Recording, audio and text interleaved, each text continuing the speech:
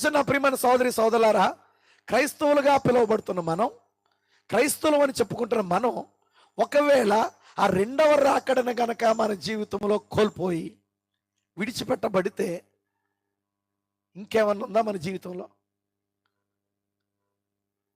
మనకన్నా దౌర్భాగ్యులు ఎవరన్నా ఉంటారు ఈరోజు లోకంలో? సత్యం ఎరిగి, వాక్యం ఎరిగి, నిత్య జీవం ఎరిగి, జీవము కలిగిన దేవుణ్ణి ఎరిగి ఆ యొక్క రాకడను, ఆ యొక్క ఎత్తబాటును కనుక నువ్వు కోల్పోతే అంతకన్నా దౌర్భాగ్యమైన పరిస్థితి ఏమైనా ఉంటుందా?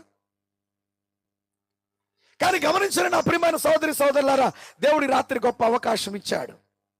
అసలు మనం ఎక్కడున్నా మన పరిస్థితి ఏంటి చూడండి.